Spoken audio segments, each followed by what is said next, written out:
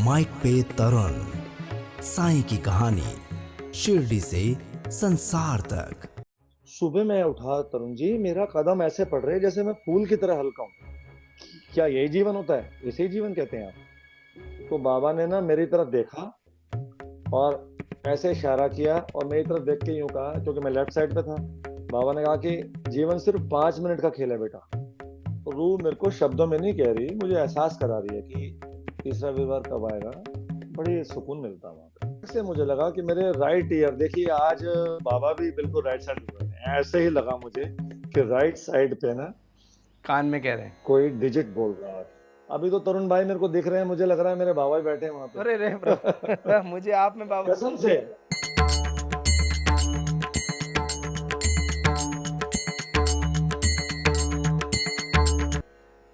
ओम साई राम, साईं की कहानी शिरडी से संसार तक।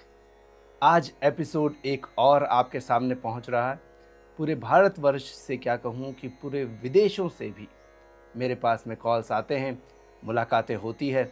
और थोड़े ही दिनों में मैं आपको ऐसे प्रीस्ट से मिलाऊंगा जो कि जर्मनी में एक लेडी हैं, जो कि ईसाई हैं, पर वो साईं बाबा का मंदिर है, वहाँ पूजा करती हैं और उनकी भी बहुत गज़ब की बातें लेकर आएंगे। फिर हम चलेंगे अमेरिका। अमेरिका में भी एक प्रीस्ट हैं जो बाबा की पूजा करते हैं, वो भी ईसाई हैं, उनको भी हम आप तक पहुंचाएंगे, मिलवाएंगे। तो ये एक सिलसिला चल रहा है और साईं की कहानी जितनी कही जाए उतनी कम है, क्योंकि संसार भी कम पड़ता है, वो तो संपूर्ण ब्रह्मांड है। और जब वो या उनकी बातें होती है तो अनंत होती है। साईं अनंत, साईं कथा अनंता। तो ऐसी ही बातें हम करते रहते हैं और उन अनंत कथाओं में हमारी कथाएं जुड़ जाती है पर्सनली एक दूसरे की। जब साईं हमारी लाइफ में एंटर करते हैं तो हमारी कथा कैसे जुड़ती है कि भाई मुझे बाबा ने ऐसे एहसास दिए, मुझे बाबा ने वहाँ बचाया, या मुझे बाबा ने ऐसे सपने में ये कहा, और वो सब बातें सच हो जाती है। तो यही तो अनुभव हैं, यही तो लीलाएं हैं बाबा की, कि बाबा सह शरीर नहीं है, पर वो आज भी हम सबकी हेल्प के लिए दौड़े चले आते हैं। और जिसका हाथ पकड़ लें फिर उसकी क्या ही बात होती है। तो एक आज ऐसे ही भक्त से आपकी मुलाकात करवाएंगे। 1992 में बाबा ने उनका हाथ पकड़ा या उंगली पकड़ी और ये कहा कि तुम तो मेरे भजन गाओ। तो साईं भजन गाने वाली शख्सियत आज हमारे साथ में, जो कि प्रख्यात हैं, दिल्ली के रहने वाले हैं और मिनिस्ट्री ऑफ एग्रीकल्चर में आप गवर्नमेंट सर्वेंट हैं, एक ऑफिशियल हैं। लेकिन बाबा की जब बात होती है तो बिल्कुल दोनों हाथ खड़े करके कहते हैं कि मैं कुछ नहीं करता, सब बाबा ही कर रहे हैं।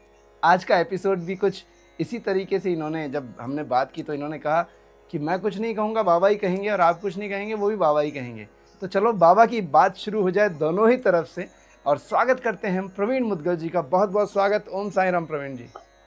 ओम साईराम तरुण जी, बहुत बहुत ओम साईराम सभी भक्तों को। बहुत सारे प्यारे भक्त हैं जो बाबा के, सभी सुन रहे हैं, देख रहे हैं। बहुत सारा आशीर्वाद दीजिए हमें। आपका आशीर्वाद हमारे लिए बाबा का आशीर्वाद ही होता है। आपको एक बात बोलूँ, यहाँ पर एक चीज़ ऐड करना चाहूँगा। बहुत से भक्तों के हमने पॉडकास्ट पर लेकर जी आए, सर। वो उनमें से 90% लोग आपको जानते हैं, प्रवीण जी के हम भजन सुनते हैं।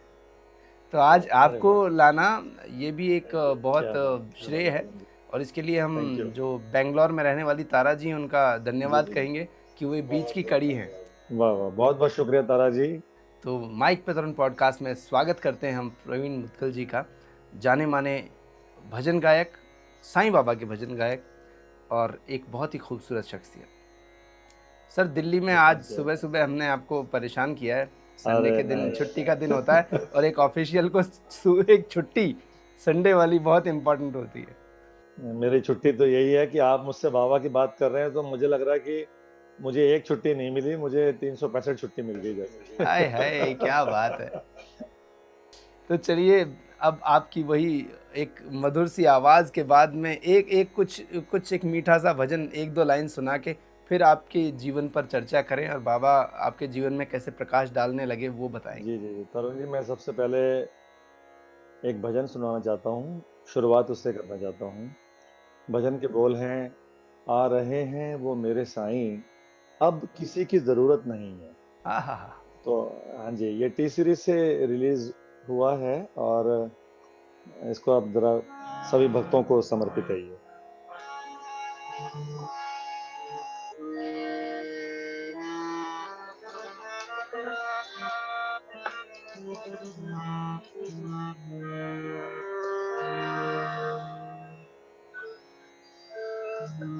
श्री सच्चिदानंद समर्थ सदगुरु साईनाथ महाराज की जय।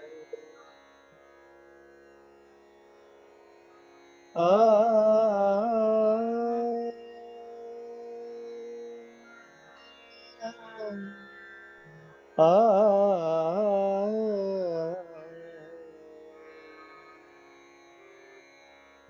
रहे हैं वो मेरे साईं, आ रहे हैं वो मेरे साईं। अब किसी की जरूरत नहीं है, अब किसी की जरूरत नहीं है, नहीं है अब किसी की जरूरत नहीं है। आ रहे हैं वो मेरे साईं। रंजो हमसे कहीं दूर ले चल, मुश्किलों के नहीं कटते हैं पल। आरज़ू दीप को है तुम्हारी, आरज़ू दीप को है तुम्हारी। अब कोई और हसरत नहीं है, अब कोई और हसरत नहीं है, नहीं है अब कोई और हसरत नहीं है। आ रहे हैं वो मेरे साईं। वाह वाह वाह वाह वाह, ओम साईं राम। बहुत सुंदर। आज तो कार्यक्रम का मतलब एक मूड ही और हो गया, बहुत आनंद आया। आपका ये भजन और आपके सभी भजन बड़े लोकप्रिय होते हैं। आपके लोकप्रिय भजन है, इसीलिए टी सीरीज़ जैसी इतनी बड़ी कंपनी, म्यूज़िक किंग की कंपनी कही जाती गुलशन कुमार जी की, वहाँ से आपकी आवाज़ पूरी दुनिया तक पहुँचती है, बाबा के भजन पहुँचते हैं। बहुत बहुत खुशी होती है हमें, बहुत अच्छा लगता है। बिल्कुल तरुण जी, सब साईं का ही है, क्योंकि अब बातें होंगी ना तो मैं बताऊंगा कि कैसे टी सीरीज वालों से मेरी मुलाकात हो सकी। बहुत सी बातें हैं, मतलब बातें इतनी है कि हम कितनी बातें कर लें, ऐसा लगेगा जैसे एक घंटा नहीं, कई दिन क्या महीने भी कम पड़ जाएंगे। हाँ, ये बात तो है। तो सबसे पहले 1992 से बात करते हैं अपन। जी जी जी जी। 1992 में ऐसा क्या हुआ कि साईं बाबा और आपका एक जुड़ाव हुआ? क्या क्या ऐसा वाकया, क्या घटना थी वो? तरुण जी, इसके लिए एक छोटा सा एक बैकग्राउंड है। वो ये है कि मैं बहुत अच्छा क्रिकेटर रहा अपने समय में। तो जी जी, तो मैं 1987, 88 एंड 89 इसमें मैं national stadium NIS, sports authority of India, वहाँ इंडिया गेट पे है वो, तो वहाँ उसको मैंने ज्वाइन किया था 87 में। तो 87, 88 एंड 89 में क्रिकेट खेला। और बहुत से हमारे साथी थे। अजय जडेजा मेरा बड़ा अच्छा साथी रहा वहाँ पे। बहुत अजय बहुत बहुत अजय जडेजा भाई के साथ बहुत खेला मैं। और बहुत सारे क्रिकेटर्स थे, रणजी ट्रॉफी, इंडियन टीम में खेलने वाले बहुत लोग वहाँ प्रैक्टिस करते थे। तो मेरा टारगेट था कि मेरा जो एम था वो इंडिया के लिए खेलना था। तो मैं बस लगा रहा, और अचानक से वहाँ ऐसा हुआ कि वहाँ कुछ हो नहीं सका मेरा। और मैं खेला एक लेवल पे, लेकिन ऊपर गॉडफादर ना होने से कहीं जा नहीं सका, कोई अच्छा जैक वैक नहीं था, तो रह गए। और उसमें क्या रहा कि जी मैं गवर्नमेंट जॉब ही चाहता था। तो मेरे 92 में मेरे मौसी जी ने, सबसे छोटी मौसी हैं, उन्होंने ये कहा मेरी मम्मी को कि भाई प्रवीण को बोलो कि वो साईं बाबा जी के मंदिर लोधी रोड जाए, और अगर वो 40 दिन चला जाएगा तो उसकी गवर्नमेंट जॉब लग जाएगी। तो मैंने, मतलब मैं पीतमपुरा में रहता हूँ और लोधी रोड दूर है हमारे घर से। तो मैंने कहा यार, मैं नहीं जा रहा कि 40 दिन में जाऊंगा, और वैसे भी मैं क्या करूंगा, क्योंकि साईं बाबा जी, मैं कहा वो वैसे भी साईं, बड़ी साईं कहते थे लोग, तो मैं कहा ये वैसे भी, मैंने कहा वैसे भी ये सिंधियों के बाबा हैं, मैं क्या करूँगा जाके यार, मैं तो हनुमान जी को मानता हूँ, श्री राम जी को मानता हूँ, दुर्गा माँ को मानता हूँ। तो मैंने ना मना कर दिया और मैं नहीं गया। फिर भी क्रिकेट वगैरह खेलते रहते थे हम सब। गवर्नमेंट जॉब की तैयारी कर रहा था, एग्ज़ाम्स दिए हुए थे।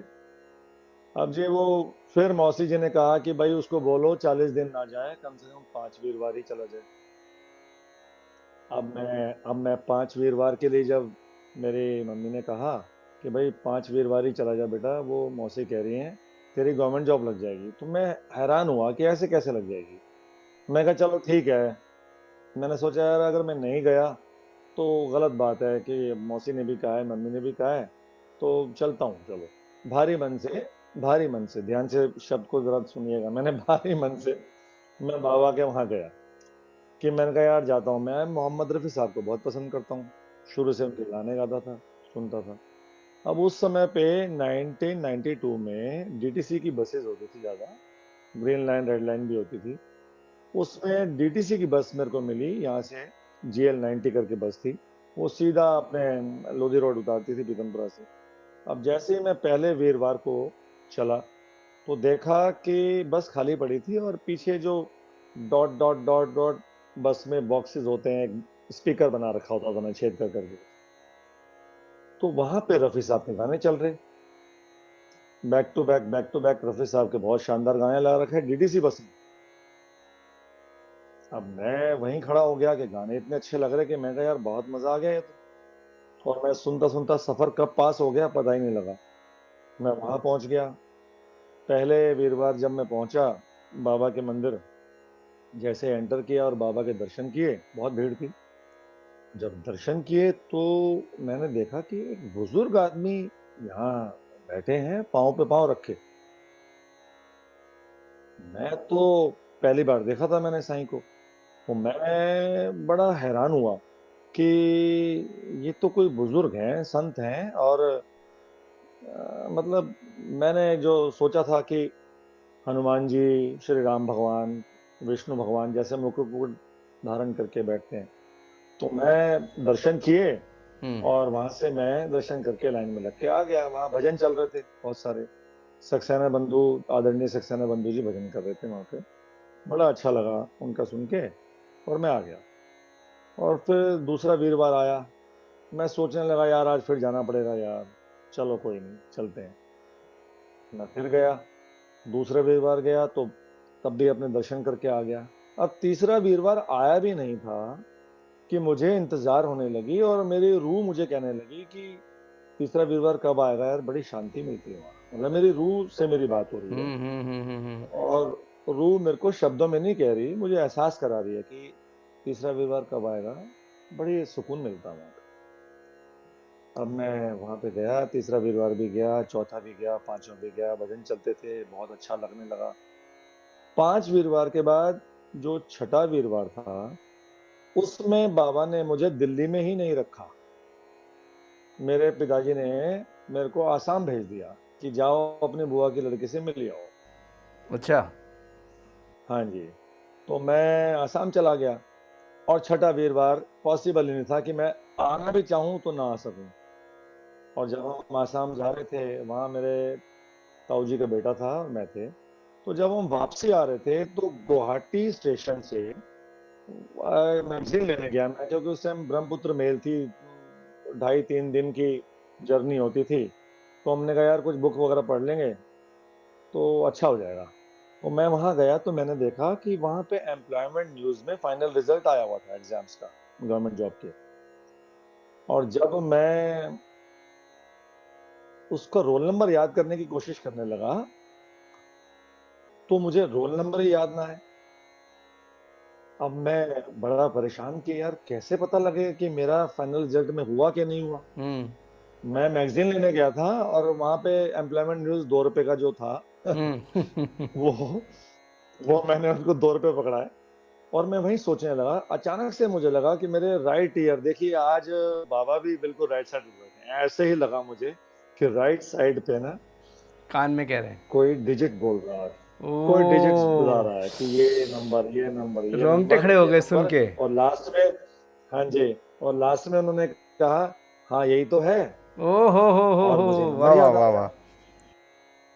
और उसके बाद जब मैंने देखा तो first, second, third and half rho, उसमें मेरा नंबर था। मैं तो उछल गया खुशी से कि मेरी गवर्नमेंट जॉब लग गई यार, 5 वीरवार। और मेरे बिना रोंगटे खड़े हो गए एकदम, बिल्कुल रोम रोम मेरा मतलब ऐसे हो गया बिल्कुल कि एकदम खिल गया। पता है अभी क्या लग रहा है? और मैं, अभी क्या लग रहा है कि जी जी जैसे आपके जी, पीछे तस्वीर है बाबा की, तो ऐसा लगता है रियल में बाबा पीछे खड़े ना, हम्म, आपके कान में बोल रहे हैं ये बोलता जा। एग्जैक्टली तरुण जी, तरुण जी आप यकीन नहीं मानिए, लोग बताऊं क्या सोचेंगे। लोग ये सोचेंगे कि यार ये लोग ना सिर्फ बातें करते हैं ऐसी, और कैमरे के आगे तो ज्यादा ही करते हैं कुछ लोग। हाँ, कुछ लोगों का थॉट है ये। हाँ नहीं नहीं, मतलब लोगों को लगता भी है और शायद करते भी होंगे, मुझे नहीं पता इस बात का। लेकिन सच कहूँ, ना आप ना मैं, मुझे एहसास ही नहीं हो रहा है। मतलब एग्जैक्टली जो करवा रहे हैं आज बाबा ही करवा रहे हैं, और हमेशा वही करवाते हैं।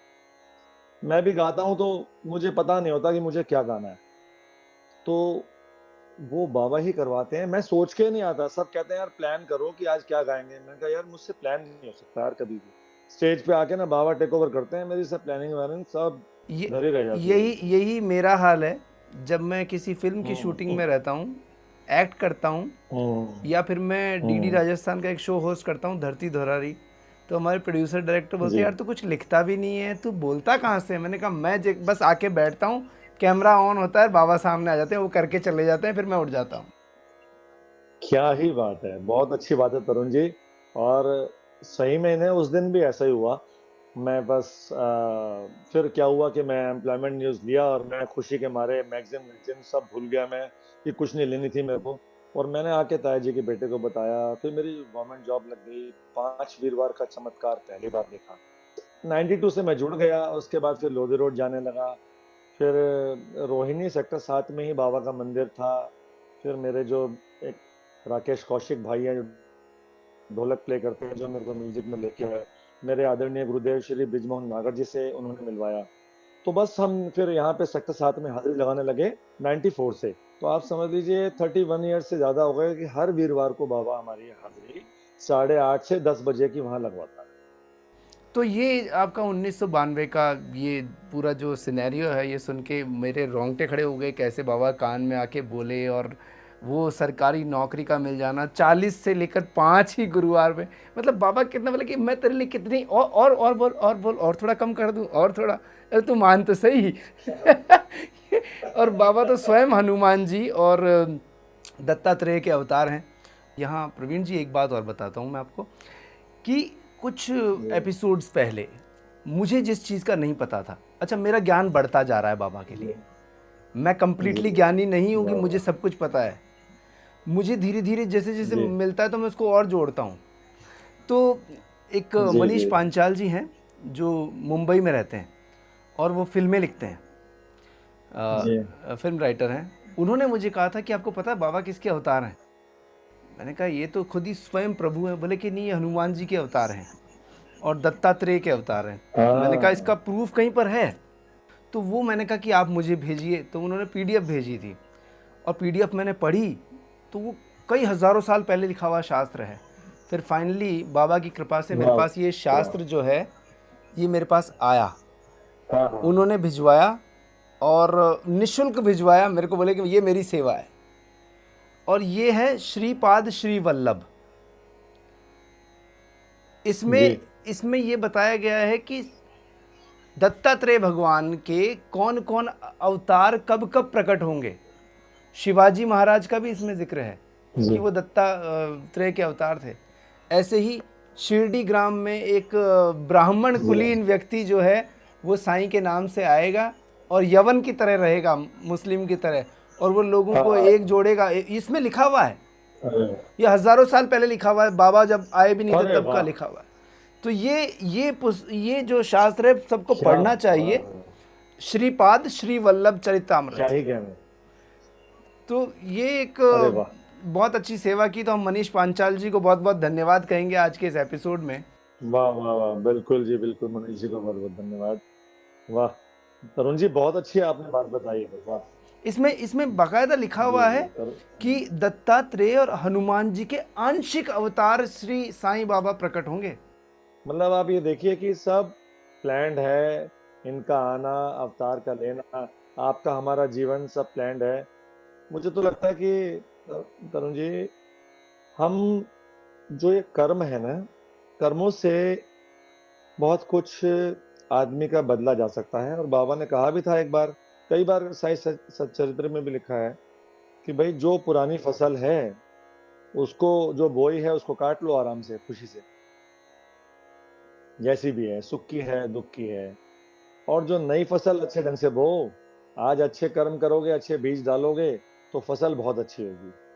तो अब हमारे हाथ में क्या रह गया? सिर्फ सिर्फ एक ही चीज रह गई कि जो पुराना आया है उसको एक्सेप्ट करना है, और जो नए कर्म हैं, जो बीज बोने हैं, वो अच्छे बोने हैं। बस सिर्फ दो ही चीज हमारे हाथ में है। बाकी तो गीता भी कहती है, भगवत गीता भी, कि कर्म करो भैया, फल की इच्छा ना करो, निष्काम कर्म रहना चाहिए। और जो जो किया है वो तो भुगतना पड़ेगा। अच्छा है तो जब जी अच्छा जी फल जी मिल रहा है, जब हम कहते जी। नहीं बोले कि उसने तो मोती दान किए होंगे, देखो जी इसके तो बच्चे भी इतने बढ़िया, इतने बड़े बड़े ओहदे पे पहुंच गए और इतने पैसे वाले हैं उनके, तो ये है वो है। अरे तो उन्होंने पिछले वाह जन्म में मोती दान किए थे, अब इस जन्म में हम भी करेंगे तो शायद अगला जन्म हमारा तो 100% सही होने वाला है। तरुण जी, बिल्कुल सही होने वाला है। और मुझे तो लगता है साईं नाथ महाराज हैं, वो प्रेम और करुणा, करुणा के अवतार हैं। और ये जो करुणा है, करुणा प्रेम से भी एक बहुत ऊपर की शय है। करुणा जो है, उसमें सबके लिए आपके दिल में एक प्रेम रहेगा, आपके दिल में एक ऐसा आपको वननेस फील होगी सबके साथ। आपको लगेगा ही नहीं कि कोई अलग है, आप अलग हो। जो जो आपके साथ बुरा भी कर रहा है, जो आपको बुरा बुरा भला बोल रहा है, वो भी आपको बुरा नहीं लगेगा। यही कमाल है। और ये जो करुणा अवतार हमारे साईं जी हैं, इनको बस साईं की ही कृपा रहे, और साईं की इस बात को अगर समझ पाए हम सब लोग, तो हमें लगता है कि साईं को मानना सार्थक है, और हमारा जीवन सफल हो गया। सफल जीवन हमारा, जब हम बाबा की बातें करते हैं तो अपने आप वो एक तरीके से कर्म भी कट रहे होते हैं, है ना। कर्म कट रहे वो हम होते, जैसे कहते सत्संग हैं हो जाता है। आज के इस कलयुग में कहा जाता है नाम जप की बहुत बड़ी महिमा है। तो एक जी तरीके जी से हम जी बाबा की बात कर रहे हैं तो नाम जप हो रहा है ये हमारा, और जो जी सुन रहे हैं बिल्कुल। उनका भी नाम जप हो रहा है। जी हाँ, बिल्कुल। सुनने वाले को भी उतना ही फल, जैसे कहा गया था कि जब एक कथावाचक कथा करता है तो ज़रूरी नहीं कि आप उस कथा में जाओ ही, आप उधर से स्कूटर लेके निकल रहे हो कि कान में दो शब्द भी पड़े तो उसका फल आपको मिलेगा। जी जी, क्या अच्छी बात है। आपने सोच लिया कि मैं उस हम्म। कथा में जाऊंगा लेकिन मैं किसी कारण नहीं जा पाया, तो आपने सोचा था ना, उसके कारण भी फल मिलेगा। उसका भी फल मिलेगा। मतलब आप देखिए कितना बारीक रहस्य है कर्मों का। आप विचार कितना, मतलब इम्पोर्टेंस रखते हैं आदमी के जीवन में। बड़े अवेयरनेस के साथ विचारों को इस्तेमाल करना चाहिए, विचारों को विचारना चाहिए, बड़े अवेयरनेस के साथ। बाबा ने कहा भी है। इसमें एक बात और बताता हूँ जो मैंने पढ़ी, कि विचार क्या जी होते हैं, जी विचार क्या होते हैं और विचार की ताकत क्या है। अब जी देखिए विचार की ताकत क्या है। रात का समय, बहुत थके हुए, कोई भी एक्स वाई जी हम आए घर पे, हिम्मत भी नहीं उठने की, आके लेट लेट गए, सोने ही वाले थे कि एकदम से ख्याल आया अरे नीचे ताला नहीं लगाया। इतनी एनर्जी से भाग के ताला लगाने जाएंगे, क्योंकि उस विचार ने उठा दिया। वो विचार अब मरे हुए इंसान को भी उठा सकता है, विचार में इतनी ताकत है। विचार में बहुत ताकत है। एक एक बिल्कुल। विचार आता ना कि अरे यार वो चीज, तो तुरंत आदमी एकदम से भागता है, वो विचार। और आप ये देखिए तरुण जी, कि विचारों का बड़ा ही खेल है। लोग ना फोर्सफुली विचारों को रोकते हैं, और मेडिटेशन में भी बताते हैं। मेरा पर्सनल एक्सपीरियंस है, मतलब कहीं से सुना नहीं, जहाँ से भी थोड़ा बहुत सुना, थोड़ा बहुत समझा किसी किसी से, तो यही पाया कि चीजों को ना रोकना नहीं चाहिए फोर्सफुली। मुझे लगता है जो परमार्थ का रास्ता है ना, वो संसार से होके गुजरता है, और लोग ना संसार से भागना शुरू कर देते हैं। अगर ऐसा होता, तो आप ये लगाइए कि साईं तो संसार के बीच में ही आके रहे, नहीं तो वो भी रह सकते थे हिमालय में जाके। उन्होंने बताया कि भैया इस संसार में एक दूसरे के लिए ही आप ईश्वर हो। आप आपके ईश्वर मैं हूं, मेरा ईश्वर आप हैं, और कमाल की बात है कि हम सभी ईश्वर का एक साक्षात रूप ही हैं हम। लेकिन बस फर्क इतना है कि जो जाग गया वो समझ गया कि वो ईश्वर है, जो नहीं जागा उसको ऐसे लग रहा है कि वो जीवात्मा है, जो जाग गया उसको लग रहा है कि वो परमात्मा है। ऐसे इतना ही खेल है। ऐसे कई लोग आज भी सोए हुए हैं, और वो सोए हुए होने के कारण बहुत अच्छा तो नहीं कहते, बहुत बुरा कहते हैं। और इस पे एक मैं आपको यहाँ भी बताऊँ, मैं प्रवीण जी, मैं अक्सर ये सवाल करता हूँ कि बाबा के लिए लोग कुछ ऐसा अनर्गल बातें करते हैं, करते रहे हैं काफ़ी टाइम से, बाबा थे तब भी होती थी, आजकल कुछ ज़्यादा ही जब वो मंदिरों से मूर्तियाँ हटाई गई। तो ये जब मैं सवाल करता हूँ तो एक लेडी ने मुझे बॉम्बे से कॉल किया, आप ये सवाल मत करा करिए। मैंने कहा क्यों? मैंने कहा क्यों? बोले मैनिफेस्टेशन होता है, फिर ऐसा ही होने लग जाता है। मैंने कहा कि आपको कब कैसे पता कि ये नहीं हुआ? बोले मेरे पास में तो कभी ऐसी सूचना आई नहीं। मैंने कहा आप कब से साईं बाबा के सानिध्य में? बोले भाई मुझे 2.5-3 साल हुआ है। मैंने कहा ये कितने सालों से चीज़ आ रही है, आपको पता ही नहीं है। So people are not aware about it, that's why क्या हो रहा है, कोई भी आदमी, एक पिछले एपिसोड में बात हुई थी, कोई भी आदमी, कोई आपने भी देखा होगा कई ऑटो रिक्शा और कई जगह दीवारों पे बाबा की तस्वीर के पास में लिखा होता है, किसी को खून के आंसू नहीं रोने दूंगा, तांत्रिक से मिलिए, खोया प्यार मिलवाइए। हैं तो बाबा को लेकर जब लोग इतना अजीब अजीब चीज़ें करते हैं, तो मेरे मन में यही ख्याल आया था प्रवीण जी, मेरे मन में कभी ये ख्याल नहीं था कि मैं लोगों के अनुभव सबको बताऊं, पर मेरे मन में ये था कि उन सबसे ये पूछूं कि यार इनको क्या जवाब दें। हम लोग बाबा के भक्त हैं, बाबा के खिलाफ एक भी बात बोली तो गर्दन काट दूंगी। बाबा का नाम लेते हम लोग को भूख प्यास कुछ भी नहीं लगती, समझा ना? बाबा का आशीर्वाद ही हम लोगों के लिए सब कुछ है। अगर बाबा के खिलाफ एक और बात बोली तो तभी गर्दन काट के रख दूंगी। तरुण भाई, मेरे को तो एक बात समझ में आती है। देखिए, आप जिनको भी मानते हैं, कोई भी आपके इष्ट देव हैं, कोई भी गुरु महाराज हैं, आप ना उनको मानते हैं, शिद्दत से मानिए, लेकिन सभी का आदर करिए, ये बात पक्की है। आप अनादर किसी का ना करिए, ये बात तो सभी सिखाते हैं, हर धर्म ये बात सिखाता है। वाह। अब आप ये देख लीजिए कि जो भी ये अनर्गल बातें कर रहे हैं, इसका मतलब वो जिस भी धर्म को मानता है, सिर्फ कहता है कि मैं मानता हूं, वो मानता नहीं है, क्योंकि अगर मानता तो वो किसी का अनादर करता ही नहीं। ठीक है। और इसी पे क्वेश्चन क्या हुआ तरुण भाई, मेरे से हमारे अरुण भाई हैं सेक्टर 7 के मंदिर में, तो हम जब बाबा की हर वीरवार को हाजिरी लगाने जाते हैं भजन, और साईं जी के जो भजन होते हैं ना, वहां साईं जी के भजन के साथ दुर्गा माँ के भजन, गुरुवाणी और कव्वाली, श्री राम जी के भजन, हनुमान जी के भजन, कृष्ण भगवान के भजन, सभी भजन चलते हैं, क्योंकि साईं ने तो कहा ही है सबका मालिक एक है। सबका मालिक एक ही है। तो जब मैं भजन करने जा रहा था वीरवार को, तो अरुण भाई हैं, वो थोड़ा दुखी थे, परेशान थे। वो मुझसे बोले कि प्रवीण भाई, आपसे एक बात करनी है यार। मैंने कहा हाँ बताओ ना यार। यार प्रवीण, आज से कोई 3, साढ़े 3, 4 साल पहले की बात होगी। प्रवीण भाई यार, बाबा के मंदिर में भीड़ कुछ कम हो गई है, बोले। उन्होंने ये कहा मुझे। तो क्योंकि उनका ये कहना था कि लोग ना बाबा को जो फॉलो करते थे, और जो अनर्गल बातें सुन के प्रभाव में आ गए हैं, और वो बाबा के मंदिर आना छोड़ दिया उन्होंने, और अब वो दूसरे जो गुरु हैं, जो दूसरे दरवाजे हैं, वहां जा रहे हैं। तो मैंने कहा कि अरुण भाई, बाबा के मंदिर में सिर्फ भीड़ ही कम हुई है।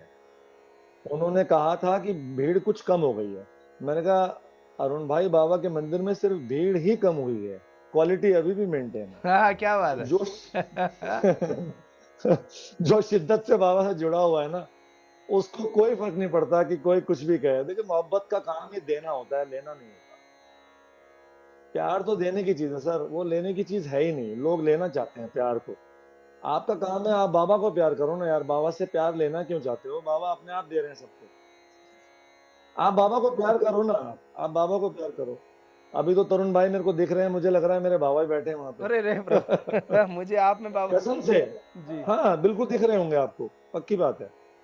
ऐसा ही होता है, अगर ऐसा हमारा भाव बन जाए तरुण भाई, सब चीजें ठीक हो जाती हैं। ये मेटलिस्टिक से थोड़े दिनों में आदमी दुखी हो जाता है। मैं आपको बताऊं, जब सारी तड़प मिट जाती है ना आदमी की, देखिए उसका मंजिल का ना मजा ना जर्नी का है, मंजिल का नहीं है। नहीं है। क्योंकि ना जब मंजिल तक पहुंचने के लिए जो जर्नी होती है ना, उसका बड़ा ही आनंद होता है। और जब आप मंजिल पे पहुंच जाते हैं ना, कभी कभी वो चीज हासिल कर लेते हैं, मर्सिडीज आ गई है, तो 2 3 4 महीने में मर्सिडीज का रंग, मतलब आपको मर्सिडीज भी आपकी 800 की तरह हाँ हाँ लगेगी। वही फील आएगा बोले अरे यार अब व्हाट इज नेक्स्ट।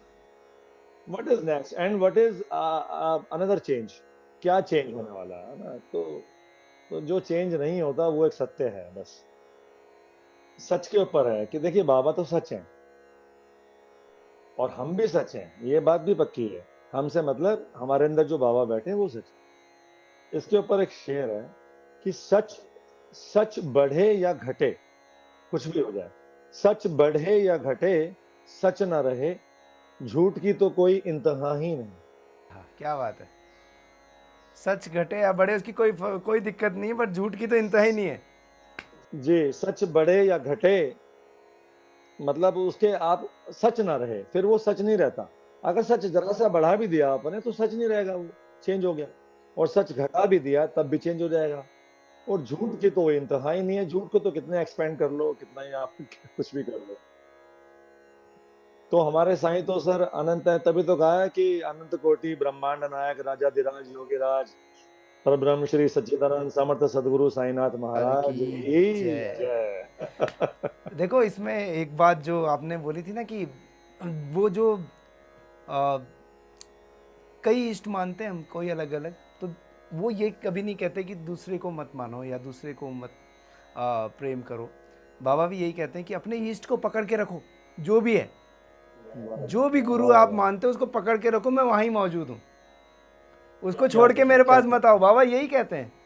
अब इसमें हैं, वाह। इतनी अच्छी बात आपकी बात में छिपी, जैसे हमारे एक पायल जेठानी जी ने बताई थी, जब ये सवाल किया था तो उन्होंने कहा था कि हम स्कूल में जाते हैं तो हमारी क्लास टीचर होती है, हम उनसे बड़ा प्रेम करते हैं, तो क्या बाकी जितने मैथ्स के साइंस के टीचर हैं उनको हम गालियाँ देते हैं क्या?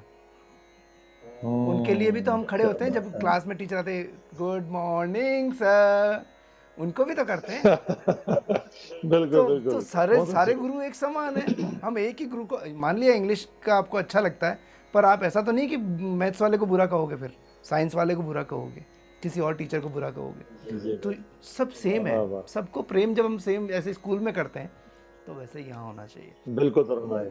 मैं ये पूछना चाह रहा था प्रवीण जी अब कि आपकी जो गायकी है उसकी दुनिया फ़ैन है, पर ये गायकी बाबा ने कैसे आपको एक उपहार स्वरूप दी है? क्या क्या वाकया घटा था कि एकदम से सरकारी ऑफिसर गायक कलाकार बन गए साथ में? देखिए तरुण जी, मेरे जो लाइफ में सबसे बड़ी हॉबी है, एक तो वो थी प्यार करने की सबको, मतलब बड़ा अच्छा लगता है मुझे प्यार देना। और दूसरा क्या है कि एक क्रिकेट मैंने आपको बताया उसका पैशन था, लेकिन उससे भी पहले बचपन से संगीत का पैशन था। अच्छा शुरुआत से ही था ये। संगीत का जो पैशन, हाँ मतलब बहुत सुर, एक डिवाइन सुर, एक डिवाइन शय है। और ये ना जब भी मिलता है जब ईश्वर की कृपा होती है। तो मेरे मदर जो हैं वो बहुत सुरीली हैं, बहुत अच्छा मतलब गाती ऐसे नहीं है स्टेज पे, लेकिन बहुत सुर उन्हीं से मेरे अंदर आया। मेरे छोटे भाई में भी आया, वो भी बहुत अच्छा गाते हैं, आशु मुदगल जी। अच्छा आशु आशु मुदगल, जी। हम 3 भाई हैं, वो 3rd नंबर पे हैं, मैं सबसे बड़ा हूँ। बीच वाले एक ब्रदर और हैं जो यूट्यूब चैनल चलाते हैं मेरा। किस नाम से? और अच्छा आपके नाम से जो है। थर्ड, वो मेरा नाम, यूट्यूब चैनल का नाम है परवीन मुदगल ऑफिशियल।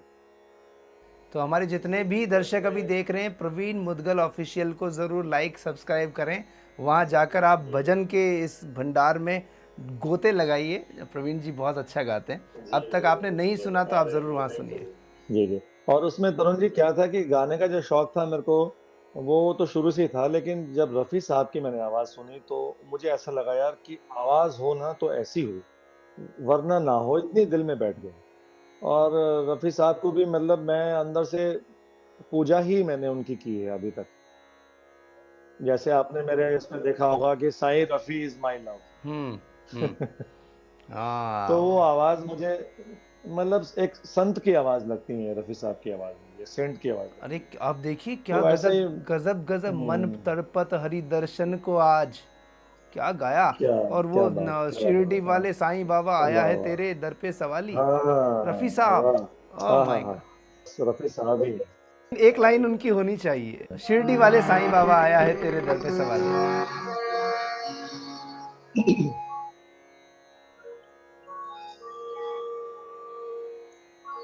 आ,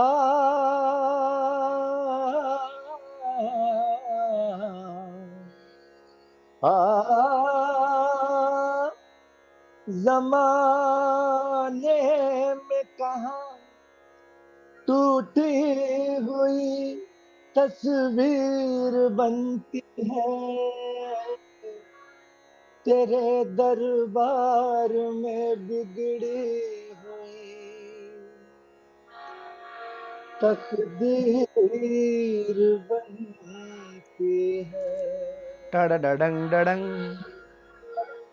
तारीफ तेरी टंग डंग निकली है दिल से, टंग डंग। आई है लब पे बन के कवाली, शिरडी वाले साईं बाबा आया आया है है तेरे तेरे दर दर पे पे सवाली, सवाली। शिरडी वाले साईं बाबा आया है तेरे दर पे सवाली, लब पे दुआएं आंखों में आंसू, दिल में उम्मीदें पर झोली खाली। खाली, शिरडी वाले साईं बाबा आया है तेरे दर पे वाह ओ सवाली, मेरे साईं देवा, तेरे सब नाम नाम लेवा, लेवा। क्या कहने हैं? ओ मेरे वाह वाह वाह, साईं देवा, तेरे सब नाम लेवा, जुदा जुदा इंसान इंसान सारे, सभी तुझको सभी है तुझको प्यारे। है प्यारे, सुने फरियाद सबकी, तुझे है याद सबकी, बड़ा या कोई छोटा, नहीं मायूस लौटा।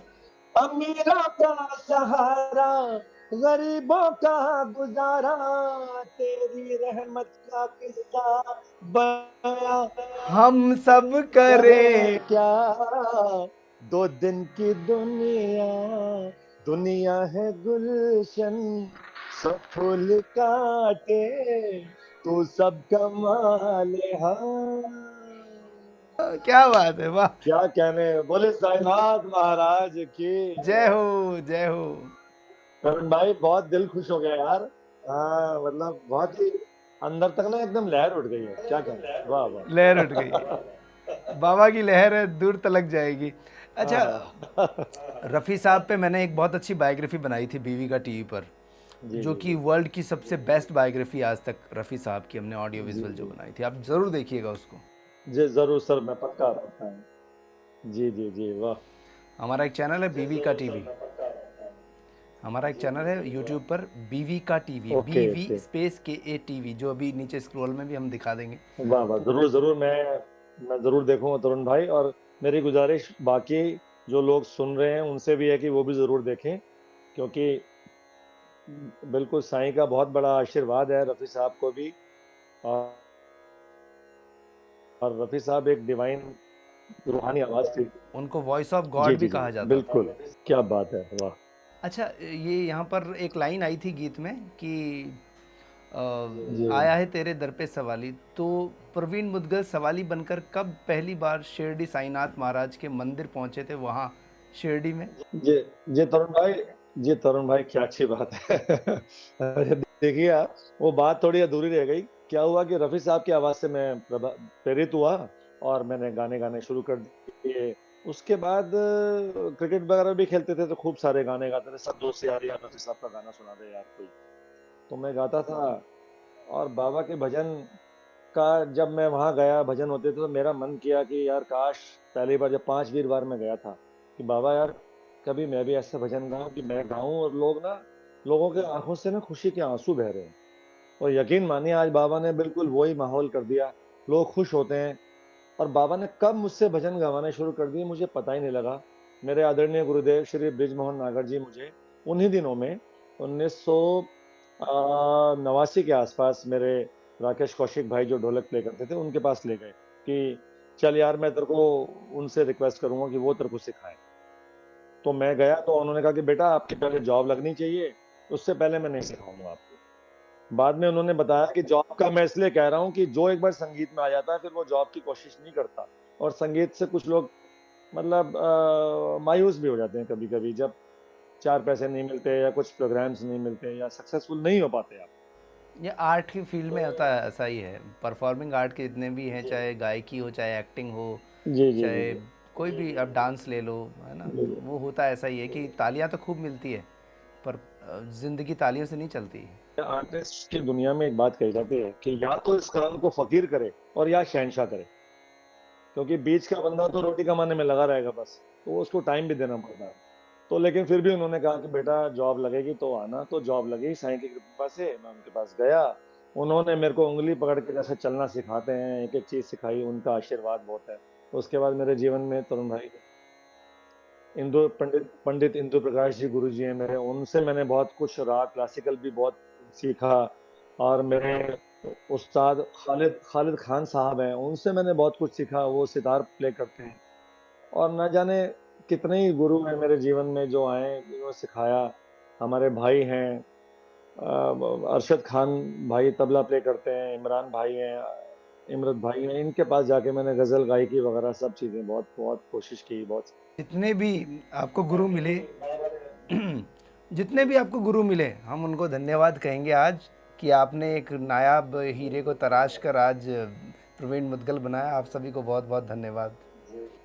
हम बात कर रहे थे, मैंने कहा था सर दर पे सवाली पहली बार कब पहुंचे थे। ऐसे तो हम मंदिर जाते हैं, पर शिरडी वाले मंदिर जाना एक बड़ा सौभाग्य सा लगता है। वहाँ साक्षात बाबा की मूर्ति, ऐसा लगता है कि अभी ये बोलेंगे, बात करेंगे, बोले कि बता क्या हाल है तेरे। क्या बात है, बिल्कुल। क्वेश्चन भी आपने बड़ा ही लाजवाब पूछा है। और आप देखिए कि 1994 में 95 में ना मेरी आवाज सुनो एक सीरियल आता था दूरदर्शन पे। तब टीवीएस सारेगा तब सारेगामा भी शुरू हुआ था, आपको याद होगा उन दिनों में जी टीवी पे। तो मेरा मेरा मेरी आवाज आ, अनु कपूर जी का मेरी आवाज सुनो सीरियल था। और तो उसमें सिंगिंग कंपटीशन होते थे। और मैंने यहाँ से एक ऑडियो बना के भेजी रफ़ी साहब की और वो सेलेक्ट हो गई वहाँ पे। उन्होंने मुझे बुला लिया, बॉम्बे कॉल किया, मैं भी गया। बहुत सारे लोग आए थे जिस दिन ऑडिशन शुरू हुए थे, पहला ऑडिशन ही नंबर 1 मेरा था। और पहला ऑडिशन में मैं सेलेक्ट हो गया वहाँ पे क्या बात है। मेरे आवाज सुनने के लिए। तो 95 में बॉम्बे से शिरडी हम गए बस में। मैं और मेरे गुरुजी दोनों गए थे, आदरणीय गुरुदेव श्री बृजमोहन नागर जी और मैं।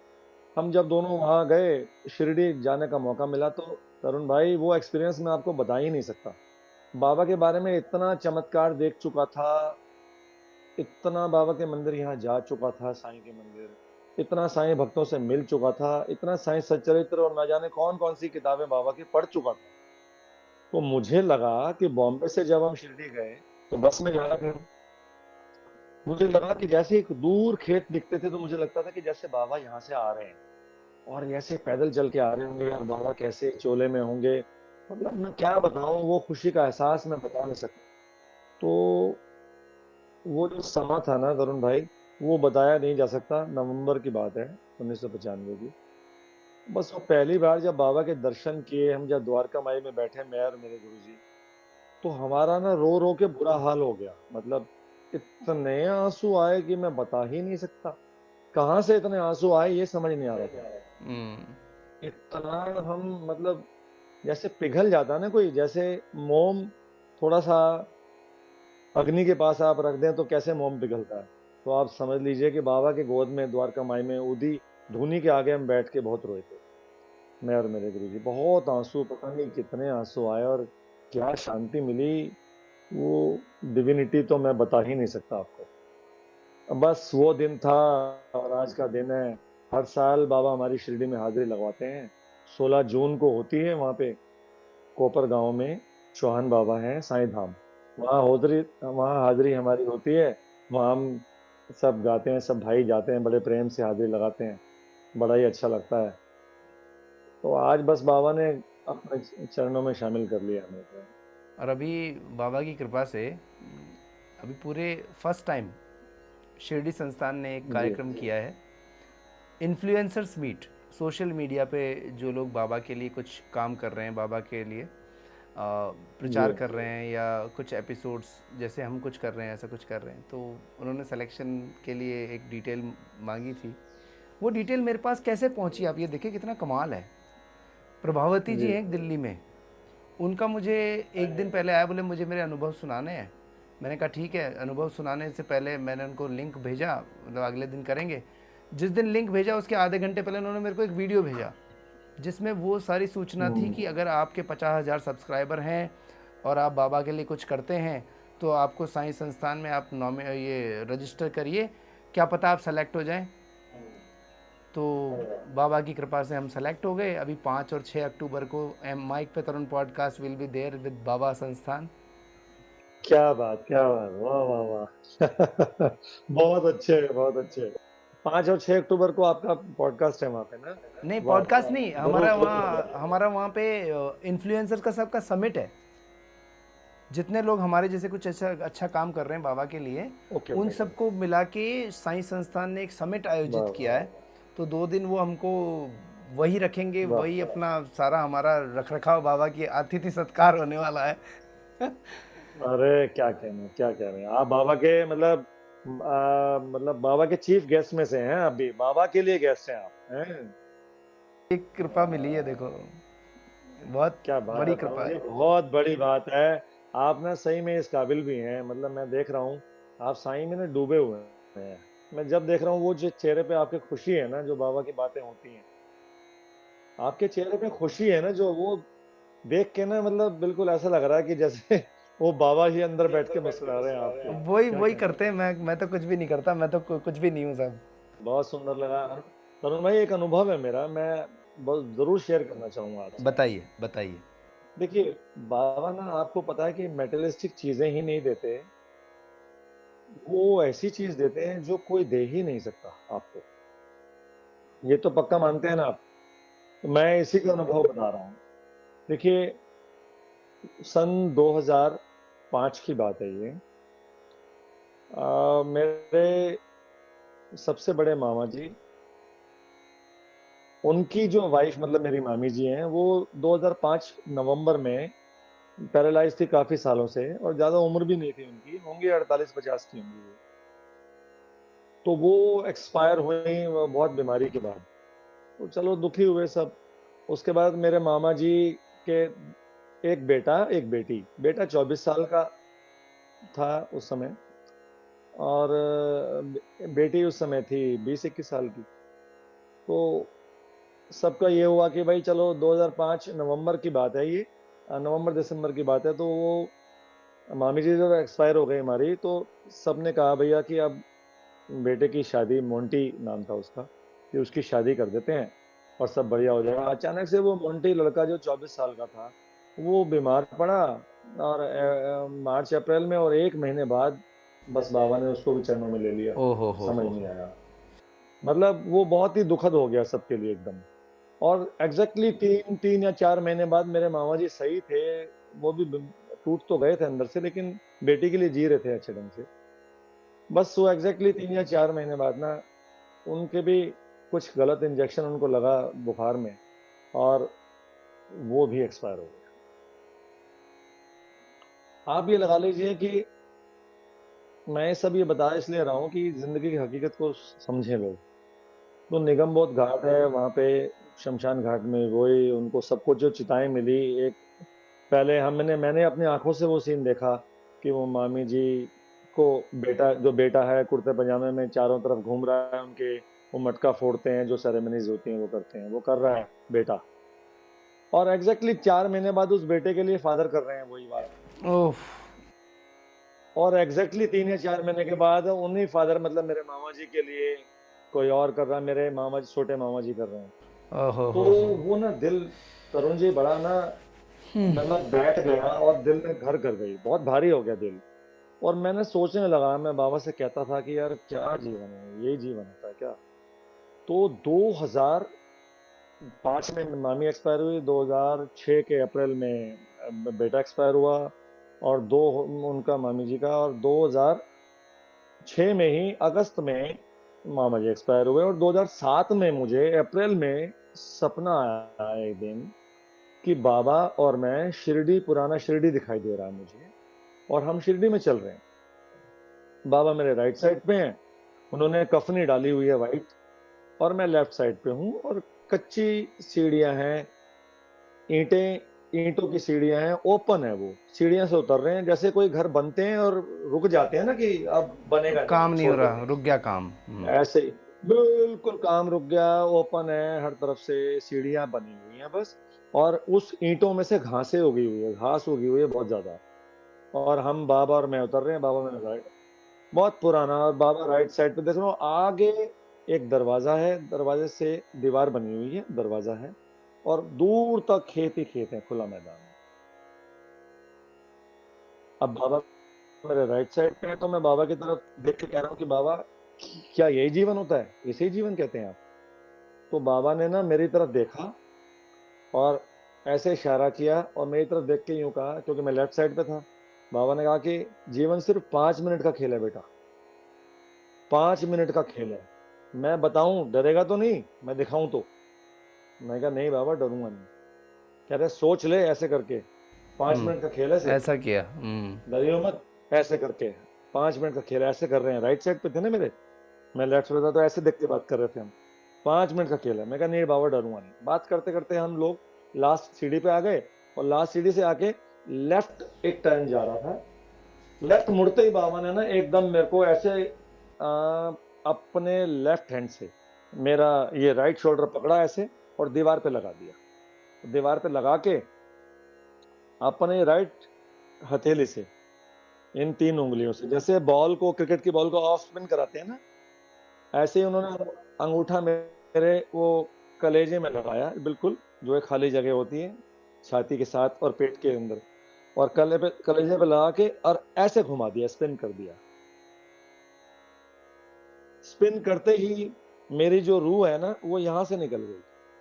तो मैं ना बिल हाँ जी, मैं बिल्कुल पैरेलली, मतलब ऐसे लग रहा था कि मैं ऐसे घूम रहा हूँ ऊपर। तरुण जी, मेरे ऐसा लग रहा था कि मैं ऊपर से देख रहा हूँ अपनी बॉडी को, और मेरी बॉडी नीचे गिरी। नीचे गिरते ही मैंने देखा, मैंने ब्लू डेनिम की शर्ट डाली हुई है, ब्लैक मैंने मतलब जीन्स डाली हुई है ना, और मैंने रबड़ की हवाई चप्पल डाली हुई है जो नीले कलर की होती है, जो पुराना एक कलर होता है, और साथ में ही गाय का कोई गोबर भी मतलब है। मैं वहां गिरा, तो मैंने जब देखा अपने आप को, तो उसी समय पे ही मेरे को ऐसा महसूस हुआ कि वैसी रोशनी मैंने कभी नहीं देखी। ना दिन था, ना रात थी, ना सुबह थी, ना शाम थी।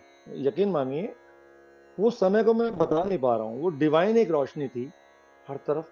और इतना आनंद, मुझे लगा कि कोई भय नहीं होता, कोई फियर ही नहीं होता, ना खाने की चिंता थी, ना पीने की चिंता थी, ना भूख, ना प्यास, ना रिश्तों का कोई वो बंधन था, ना किसी का डर था।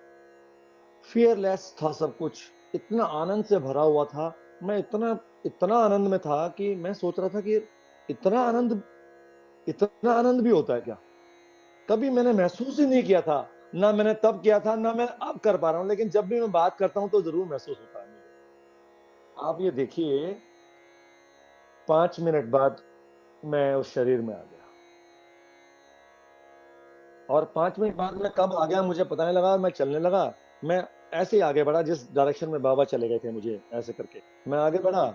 मैं आगे बढ़ा तो मैंने देखा कि पुराना समाधि मंदिर दिखाई दे रहा है, वो भी ईंटों का ही बना हुआ है, मतलब ईंटें वीटें ही हैं सब।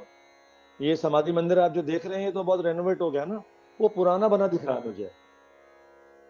और बाबा की बड़ी समाधि दिख रही है, और बहुत से लोग ना वहां पे रो रहे हैं,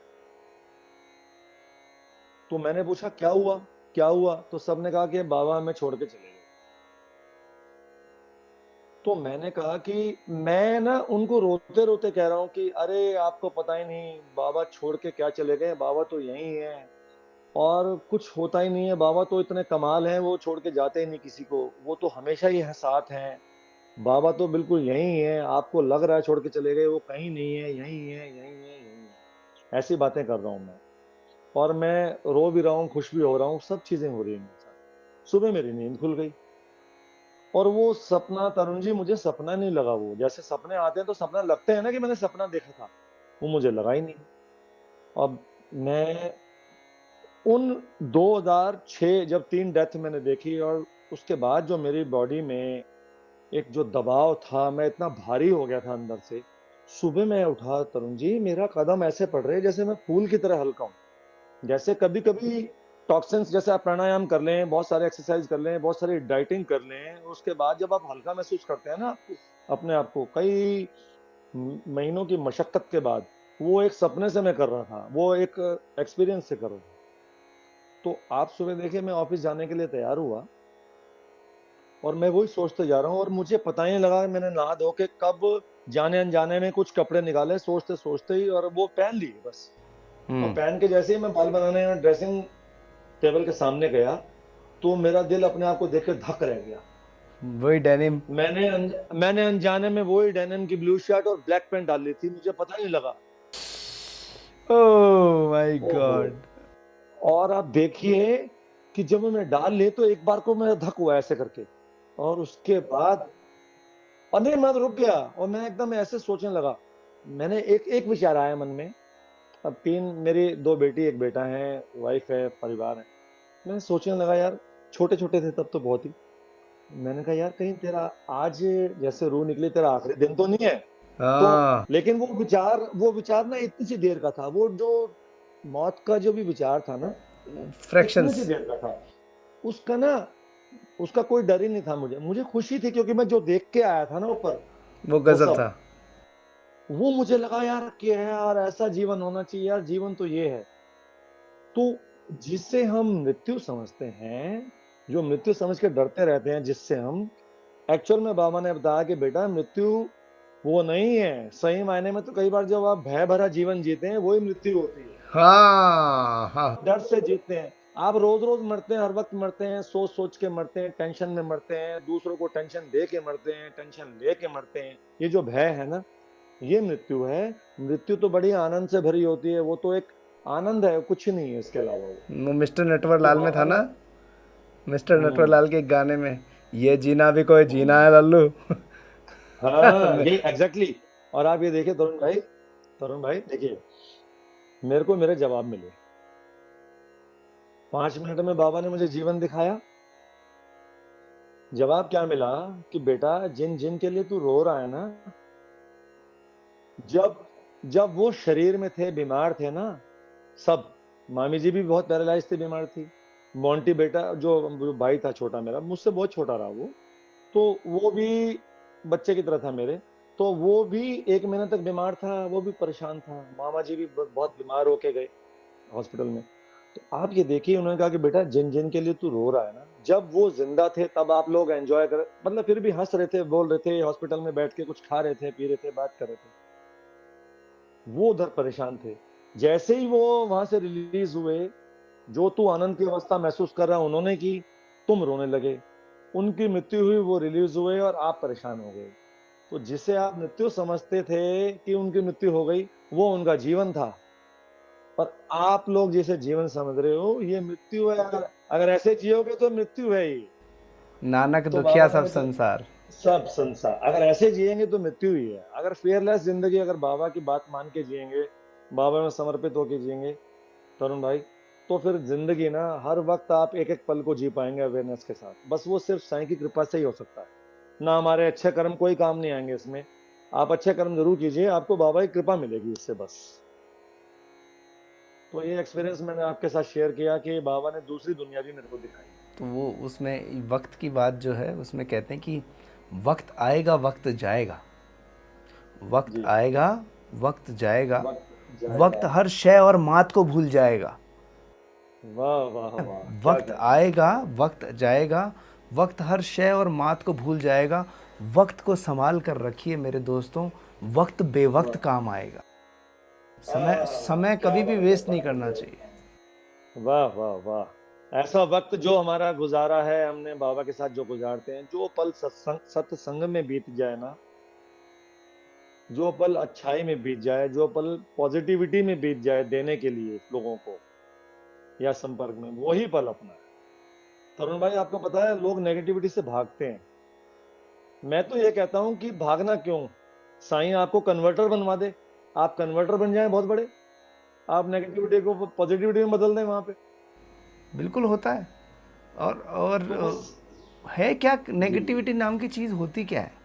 कुछ भी नहीं होती।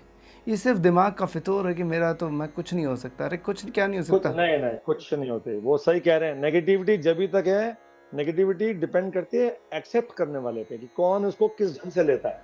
हम्म। अगर आप हलवा नहीं खाना चाहते तो आपको कोई खिला सकता है क्या? नहीं खिला सकता। नहीं खिला सकता, बिल्कुल सही कह रहे हैं आप। आप चाहोगे सही मेरे को बात तो है। नमकीन खानी है, तो नमकीन ही खाओगे ना फिर आप।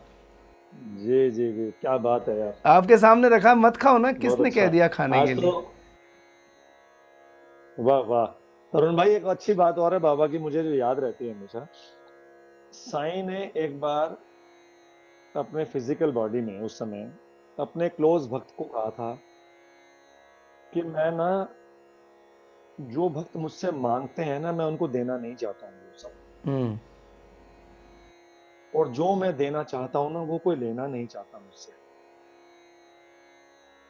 थोड़ा से दुखी थे बाबा उस दिन, मतलब उनका अलग मूड रहा होगा बाबा का, और मूड में बता रहे थे वो कि जो भक्त मुझसे मांगना चाहते हैं ना, मैं वो सब उनको देना नहीं चाहता था, क्योंकि मुझे उसके पीछे की सब चीजें पता होती कि जो जो ये मांग रहे हैं इसके पीछे क्या क्या दुख छुपे हैं, कितने ये कहाँ विकार। कहाँ जाके परेशान होंगे, कितना परेशान होंगे जाके। और जो वो मुझसे, जो मैं देना चाहता हूँ वो कोई लेना नहीं चाहता, क्योंकि उनको पता ही नहीं होता कि जो मैं देना चाहता हूँ उसके पीछे क्या छुपा है। और वो हमेशा सबको नवधा भक्ति देना चाहते हैं। वो नवधा भक्ति देना चाहते हैं, वो मतलब नवधा भक्ति में सभी कुछ आ गया, समर्पण आ गया, भजन आ गए, संकीर्तन आ गया, सब आ गया। हाँ। और आदमी उन तो चीज़ों से भागता है। उन चीजों से भागता है, तो मैं तो यही कहता हूँ, और साईं ने कहा था कि साईं सबको साईं ही बनाना चाहते हैं, वो चाहते ही नहीं कि साईं मैं रहूं, वो तो कहते हैं सभी साईं हैं। बाबा बाबा की थॉट कितनी अच्छी है। लोग मालूम क्या बकवास करते हैं कि यार हम्म। ये मेरी उम्र है कि कोई भगवान की पूजा करने की, कोई भजन गाने की। बूढ़ा होऊंगा जब कहूँगा, अरे यार ये कोई बात होती है क्या? ज़रूरी है क्या आप बूढ़े होगे तो ही तरुण भगवान का भाई, पूजन करोगे? नहीं नहीं नहीं नहीं, इसके ऊपर एक बात कह रहा हूँ। मेरे गुरुजी एक बात कहते, मैंने उनसे सुनी थी, कहते हैं बेटा, रण रण रण मतलब युद्ध, रण भक्ति, भक्ति मतलब इबादत, रण भक्ति और दान, जब हम दान देते हैं किसी को, रण भक्ति और दान, ये तीनों काम जवान, ये सिर्फ एक जवान कर सकता है। जब तक आपकी बॉडी में दम खम है ना, तब तक आप ये तीनों काम कर सकते हो। भक्ति भी तभी होगी जब दम खम होगा, बैठने की ताकत ही नहीं है, आपको अपनी बॉडी की तरफ ध्यान लगा हुआ है, यहाँ पेन है वहां पेन है, उठा नहीं जा रहा, बैठा नहीं जा रहा, तो क्या ध्यान लगेगा। पूरे जीवन तो पैसा बटोरने में लगे रहे, जब केदारनाथ की यात्रा का वक्त आया तो घुटनों ने दम तोड़ दिया था। हाँ हाँ बिल्कुल। तो हाँ। बहुत अच्छी बातें हुई है प्रवीण जी। अब श्री साईं सच्चरित्र के कोई संदेश के साथ, अगर हम या कोई आपकी कोई बात रह गई हो उसके साथ में हम इसको सम अप करें तो क्या हो?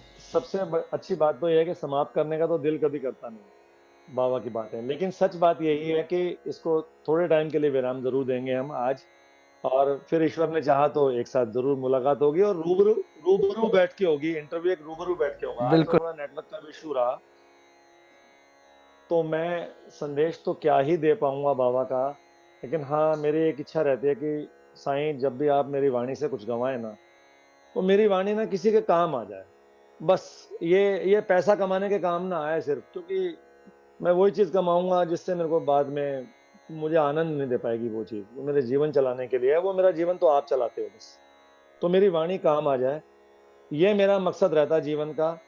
संदेश में बाबा की ही बात लोगों तक पहुंचाता हूँ, मेरा तो कोई पर्सनल संदेश ही नहीं है, ना आपका है ना मेरा है, हम उन्हीं की बातें करते हैं, और उससे किसको क्या समझ में आ जाती है वो बाबा की कृपा पे ये तो डिपेंड करता है। समंदर भरा हुआ है, किसको उसमें मोती नजर आता है, किसको कछुआ नजर आता है, किसको केकड़ा नजर आता है, वो अपने हिसाब से क्या देखे। बात, क्या बात है। मैं ना सिर्फ अंत में आपको, मैं बाबा के लिए ना एक मैं भजन आपको सुनाता हूँ, और बाबा के लिए मैं मोहम्मद रफी साहब की एक लाइन गाता हूँ, मैं मुझे बहुत अच्छी लगती है कि साईं को जब भी मैं देखता हूँ तो बाबा की एक वो बात भी याद आती है कि if you look to me I look to you, है ना। आप देखिए पीछे कैसे देख रहे हैं बाबा, देखिए। If you look to me I look to you. तो अपनी रफी साहब का एक बहुत सुंदर एक गीत है, उसे मैं भजन ही कहूंगा। अब तो मुझसे लोग बहुत फरमाइश करते हैं उसकी। अपनी आंखों में बसाकर कोई इकरार करूं, जी में आता है कि जी भर के तुझे प्यार करूं। ये मैं अपने साईं के लिए कहता हूँ। और बाबा से मैं कहता हूँ कि मैंने कब तुझसे जमाने की खुशी मांगी है। मुझे आपके जमाने की खुशी नहीं चाहिए, मुझे तो एक हल्की सी मेरे लब ने हंसी मांगी है, जो दिल से मुस्कुराहट आए, वो चाहिए मुझे, है ना। और हर समय सदैव प्रसन्न रहना ही ईश्वर की सर्वोपरि भक्ति है। तो मैं प्रसन्न रहूं, मुस्कुराहट रहे मेरे चलते दिल में भी और चेहरे पे भी। दूसरा अंतरा है कि बाबा कहते हैं, दूसरा अंतरा बाबा अपने भक्तों से कह रहे हैं कि बेटा, जिसका हाथ मैं एक बार पकड़ लेता हूं मैं कभी छोड़ता नहीं। साथ छूटे ना कभी तेरा, बाबा कह रहे हैं बच्चों से, साथ छूटे ना कभी तेरा ये कसम ले लूं, हर खुशी दे के तुझे तेरे सनम गम ले लूं। आय हाय हाय। मैं किस तरह से प्यार का इजहार करूं। आपको प्यार का इजहार कर रहे हैं ना, बुला रहे हैं ना अभी समिट में, हाँ हाँ इतना सारा बिल्कुल। प्यार करेंगे आपको। तो वो प्यार का इजहार करते हैं अपना। तो आप देखिए, ये एक लाइन है। जी।